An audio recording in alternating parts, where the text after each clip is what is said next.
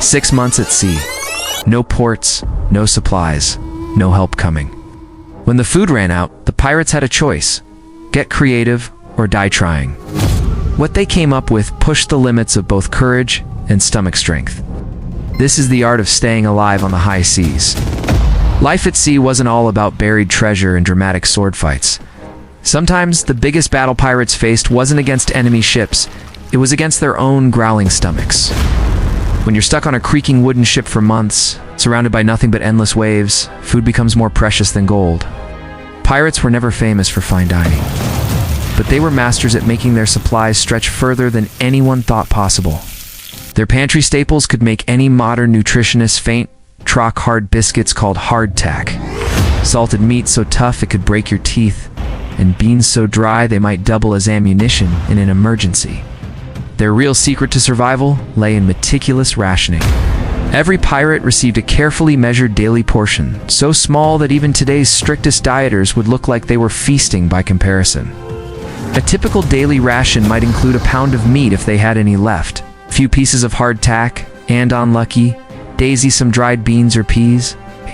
Water was even more precious, carefully limited to about a quart a day. That was all they had for both drinking and any desperate attempt at personal hygiene. Hardtack deserves its own special mention. This was no sweet, comforting biscuit. It was made from flour, water, and sometimes a pinch of salt, baked until it was nearly indestructible. Pirates had to soak these things in water or rum just to soften them enough to chew, and the soaking had another important purpose. It made the inevitable weevils and worms float to the surface. There was an old sailor-esque joke: if you tapped the biscuit on the table and the worms didn't crawl out, it was too far gone to eat. But the real culinary adventures began when food started to spoil. Pirates didn't throw away meat just because it turned green with mold. That would be wasteful. Instead, they scraped off the fuzzy bits, boiled it until it stopped smelling quite so terrible, and called it dinner. One sailor's account from 1789 described the meat as so putrid, you could smell it from one end of the ship to the other. The cooks, bless them, became experts at disguising the taste of spoiled food.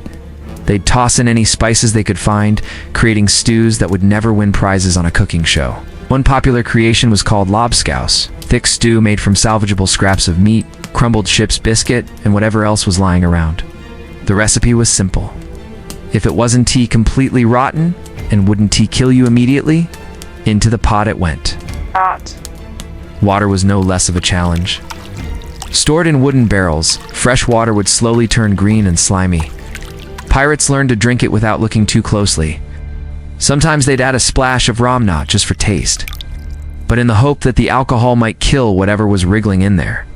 One captain even told his crew that the little creatures in the water were extra protein, which was perhaps the earliest known example of positive thinking. Their ingenuity went beyond simply choking down bad food. Preservation was an art form. Meat was salted heavily and packed in barrels. Vegetables were pickled or dried. And fruit was preserved whenever possible, though that was rare. Still, the math was brutal. A pirate ship with 200 men could go through 1,000 pounds of food in a single week. Salted meat might last 3 months if they were lucky. Hardtack could keep for 6 months, assuming the weevils didn't get to it first. Dried beans might stretch to 4 months with careful rationing. But when the stores began to run low, even the most experienced captains knew a dangerous truth. A hungry crew was far more threatening than any naval enemy.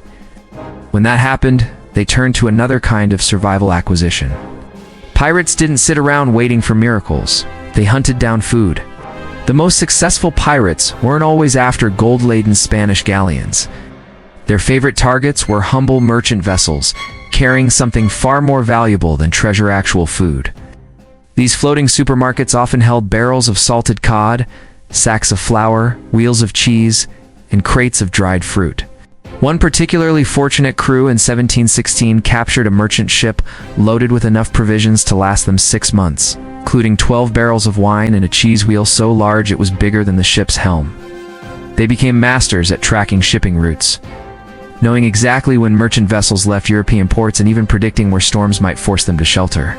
Some crews even had informants in port cities who tipped them off about especially well-stocked ships.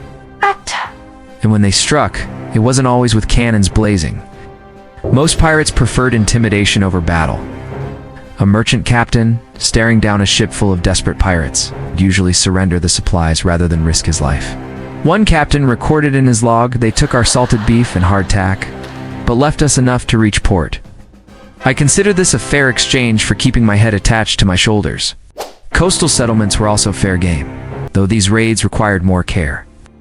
Scouts were often sent ashore disguised as ordinary sailors to see which villages had the best supplies. Livestock was especially prized. In 1718, one crew stole an entire herd of sheep from a Caribbean island. But not all thefts went smoothly. Sometimes, they had no space for all their loot. A captain's log from 1725 tells of having to return 3 pigs because there was nowhere to keep them. The village chief was so amused that he threw in some chickens as a consolation prize. Even the seasons played a role in these operations. Summer raids offered longer daylight hours, but food spoiled faster. Winter raids were more dangerous, but kept meat fresh longer. Some pirates specialized in winter raids for this reason, though they had to contend with frozen ropes and icy decks. Others developed friendly relationships with certain communities, offering protection in exchange for supplies, a deal that one Caribbean governor described as either a protection racket or the world's first food delivery service. And yet, there were times when no ships appeared on the horizon and no villages were in reach. That's when pirates turned to the biggest, most unpredictable buffet on Earth, the ocean itself. Fishing at sea was no easy task. Casting a line while the ship rolled beneath you and waves slammed the deck was more about luck than skill. One pirate's log from 1722 notes, "Catching nothing today except the captain's hat." Still, they adapted. Large nets were dragged behind the ship during slow periods, though this sometimes brought up jellyfish instead of dinner. One desperate cook even figured out how to make jellyfish edible. Edible by pirate standards, by boiling them with the last of the spices. Harpooning became something of a sport among pirate crews. The sight of a large tuna or swordfish would set the whole ship into motion. In 1719, one ambitious crew harpooned a small whale, only to realize they had no way to store the meat before it spoiled. Sharks were both feared and hunted. Some pirates swore eating shark meat gave them strength and ferocity, though catching one often involved more shouting than skill.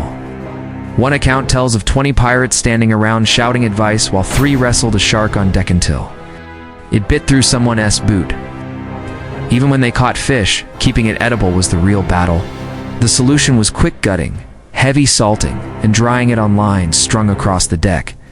The smell was so strong that one captain remarked, "The ship now has 2 distinct aromas on washed pirate and drying fish. I'm not sure which is worse." Seaweed also found its way into their diet, at first by accident, later by choice. It was plentiful, impossible to overcook, and occasionally used to wrap fish before cooking an early, accidental form of sushi that probably wouldn't win awards. In desperate times, they ate whatever the ocean offered: sea urchins, deep-sea creatures pulled from the nets, even barnacles scraped off the hull. A ship's doctor in 1721 wrote, "The men have taken to eating anything that moves in the water, and several things that dan. Tea. I'm running out of medicine for stomach problems." And then there was scurvy, the invisible killer that claimed more sailors' lives than storms or battles. It began with bleeding gums, then loose teeth, then reopening wounds. Some voyages lost up to 60% of their crew to it. Pirates didn't know about vitamin C, but they knew something was wrong. One captain earned the nickname Citrus Pete for raiding every fruit tree he could find. Some tried seawater, others brewed rope fiber tea, and one desperate crew even ate their leather boots. Strangely enough, leather does have trace amounts of vitamin C, though probably not enough to justify chewing your shoes.